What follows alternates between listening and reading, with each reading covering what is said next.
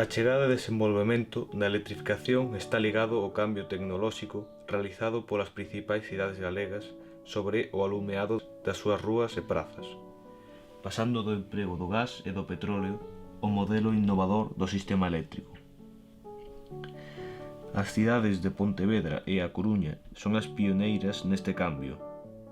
Ao pé desas grandes urbes, as vilas comezan a amosar o mesmo desexo, atopando incluso as pequenas poboacións que se suman a este modelo e superan cronolóxicamente na instalación deste servizo a moitos lugares que potencialmente deberían ser punteiros.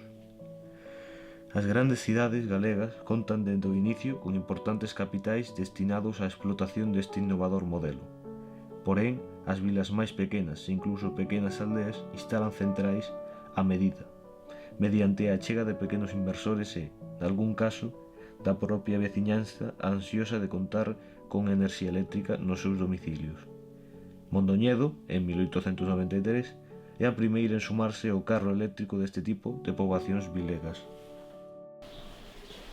Bueno, imaginadevos o que era a vida sin luz. Ás 7 da tarde en inverno ou ás 6 da tarde meterse na casa e pouco máis. Entonces, antes da luz eléctrica houve o que eran os candiles de gasoil. Pero, en 1887, Carballiño foi das primeiras vilas de Galicia en ter a luz.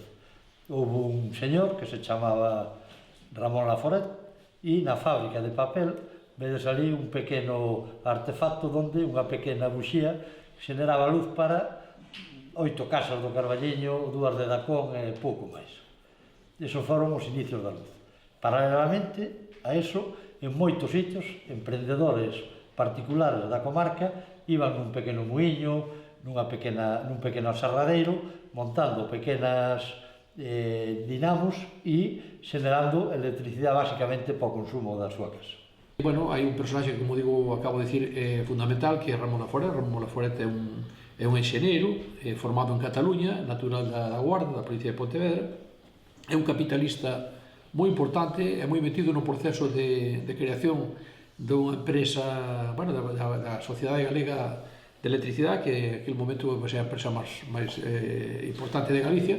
Ele está metido nese proceso, e temos a sorte de que era aquí no Carballiño, de que apostara polo Carballiño, de que invertir aquí, e que, bueno, lograra facer o gran milagro de que o Carballiño tuvera electricidade prácticamente 6 anos antes que Santiago de Compostela. Estamos a dicir, non estamos falando de cousas menores, non? Foi un home que estuvo presente na comarca do Carballiño ata a Guerra Civil.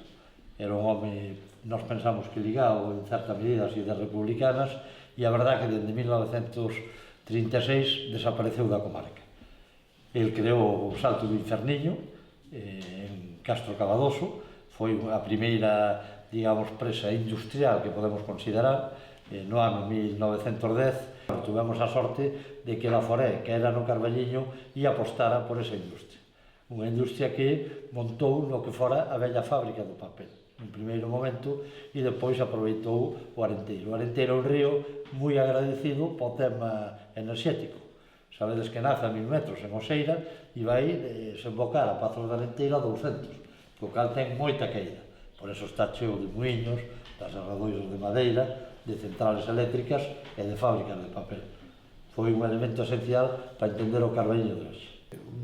Leva a electricidade primeiro, bueno, a Maside, logo a Maside da Con, e posteriormente tamén o Torrón, e claro, evidentemente, primeiro o Carballiño. Sobre o que é a historia da electricidade, a chega da electricidade, sempre fai falta, sobre todo nese momento, a finais do século XIX e principios do XX, o apoio institucional para levar adiante este tipo de iniciativas. E nese sentido hai un alcalde naquele momento, un home que de apellido Valdés, que é o alcalde de Carballiño naquele momento, e el é digamos que empeña no seu mandato a súa palabra de traer a luz ao Carballiño. Entón, ese gran avance, ese salto de non poder nin dispor de unha iluminación como era anterior, que era unha iluminación a través do gas, e agora poder chegar a unha casa, darlle un interruptor e ter luz, evidentemente é un salto moi importante. E recordo de que nunha casa había no salón, se entraba no salón, e había unha bombilla cun cordón largo, e esa bombilla andaba por a casa adiante. Era o que é eso. E para que vexades o que era a vida de antes, personalmente, isto que vos estaba a falar, soploulle algunha bombilla co fin de apagala, pensando que se apagaba como unha vela ou como un candil. Era o que sabíamos, non conocíamos, eu nacín coa luz da vela.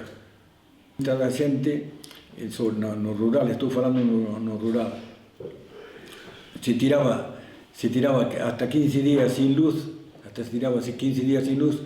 porque non daba aviso ao home da luz, non había medios para avisalo, hasta o día de feira, que baixaban a feira, deixaban un aviso na oficina, e mira, fulanito de tal, en tal pueblo está sin luz. O sea, botaba hasta 15 días sin luz, non había neveiras, o único que tiña era o alumbrado, que falábamos antes, entonces non se preocupaba, era o que máis é.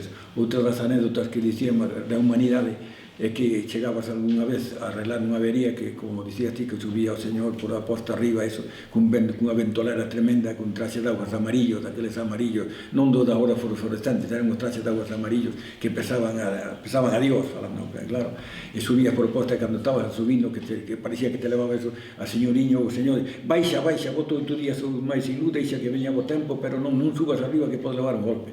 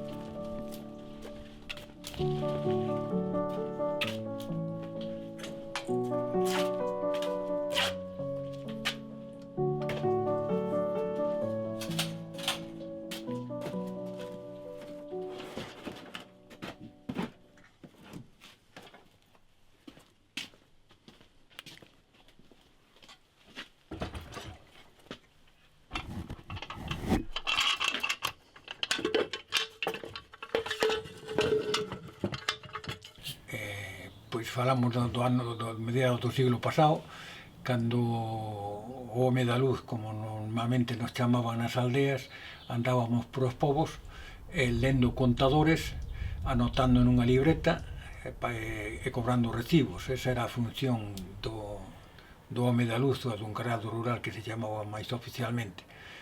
Eu daquela, por razóns familiares, quedeime aquí na zona esta, tiña 1500 abonados, hoxe chamados clientes, e tiñamos días fixos para ir ler e cobrar os recibos. Na época de inverno encontrabas a xente nas casas, na época de brao, por a tema de agricultura, deixabanche as portas abertas e os cartos do recibo encima da mesa ao lado do contador. Os contadores non estaban como hoxe fora, estaban dentro, incluso nos cuartos de baño ou nos UVCs que había, que cuarto de baño daquela había poucos. E andábamos a pé, faíamos o recorrido, normalmente tiñas unha lectura de uns 70-80 clientes abonados naqueles tempos diarios, e era o noso cometido.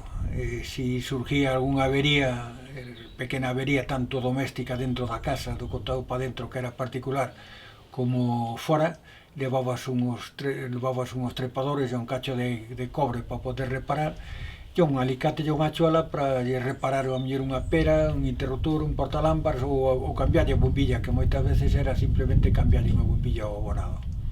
Eso era o noso cometido principal naquela época.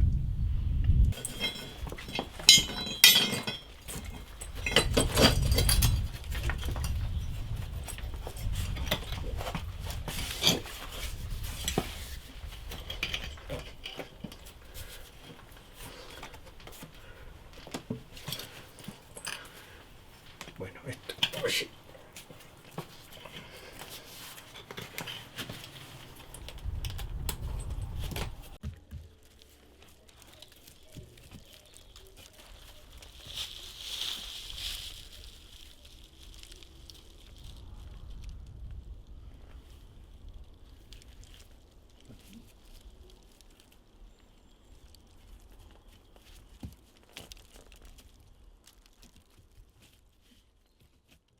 Quenes son en realidade os que traen a luz a toda esta zona? Pois, por exemplo, a zona de Oseira, que todos conoceredes. En Oseira foron os propios frades que nos trouxeron electricidade a esa zona toda de Oseira. De Francia. Sí, copiada de Francia, trouxeron un fraile francés, dos primeiros que estaban aí en Oseira, en 1923, que non recordar, trouxo a idea de poñer electricidade no mosteiro e tamén no que é o aeroporto de Oseira.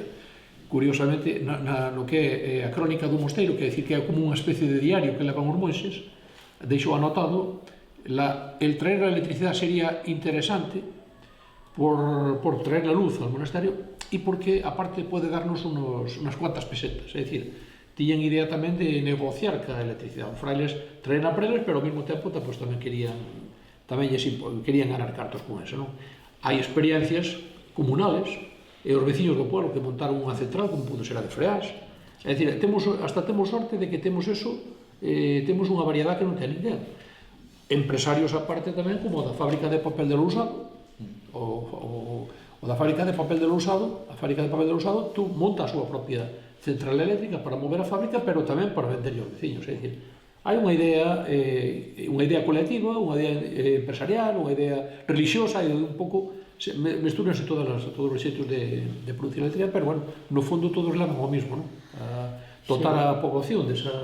A mestra de Dirixo dixonos textualmente: a luz non só trouxo o día, sino que abriu as mentes. Sí, foi unha frase lapidaria delas, que temos recollido no libro. Dixo, así falando, temos a entrevista grabada, é moi curiosa, porque aparte de ser unha muller que tiña unha lucidez espectacular, fixo unha frase que a min, quedoume grabada mientras viva, que lle preguntámoslle nós que significou para a parada de la Biota a luz, e ela dixo: a luz trouxo a luz, porque, dixo, desde que se puxeron a electricidade acabouse a Santa Compaña, as aparicións nos camiños, etc. É dicir, a luz foi algo máis que o que sabemos agora podemos ver agora, non? Quen volvería a vos horas sin luz, a 6 da tarde en inverno, na casa, sin móviles, dando voltas, sin móvil, sin televisión. Pois eso, un pouco porque vos deades un pouco conta do que supuxo a electricidade.